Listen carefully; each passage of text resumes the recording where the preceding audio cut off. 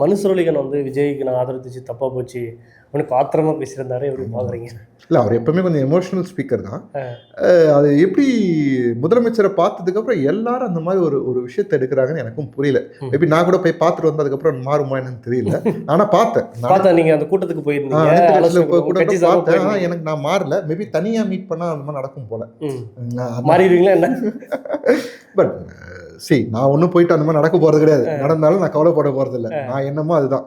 ஓகேங்களா? இது ஒரு மன்சூர் அலிகானை பொறுத்த வரைக்கும் எனக்கு என்ன பர்சனலாக ஃபீல் ஆச்சுன்னா, பர்சனலாக அவர் ஃபோன் பண்ணி தேங்க்யூ சொல்லணும்னு எதிர்பார்த்துருக்காரு.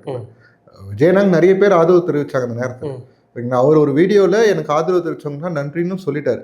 பர்சனலாக எத்தனை பேருக்கு ஃபோன் பண்ணி இது பண்ண முடியும்? அது ஒருத்தருக்கு பேசினா இன்னொருத்தருக்கு அது தப்பு. அது கண்டிப்பாக அவரோட அவசரத்தில் அதுதான் எனக்கு புரியுதே தவிர, நாளை பின்ன விஜயனா கூப்பிட்டு பேசினா அவரோட ஸ்டாண்ட் அவர் மாறத்து கூட வாய்ப்பு இருக்கு. இல்லை, அதுவும் அவர் மட்டும் இல்லை, நாஞ்சில் சம்பத்லாம் சப்போர்ட் பண்ண ஆரம்பிச்சிட்டாரு. அவர் அதுக்கப்புறம் பார்த்தீங்கன்னா இன்னொரு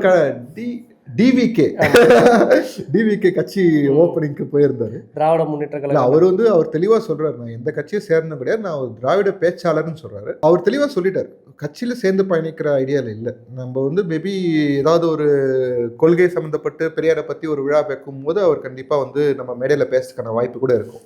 அதில் மாற்று கருத்து இல்லை. பட் கட்சியில் இணையறதுக்கு வாய்ப்பு இல்லைன்னு தான் எனக்கு தோணுது.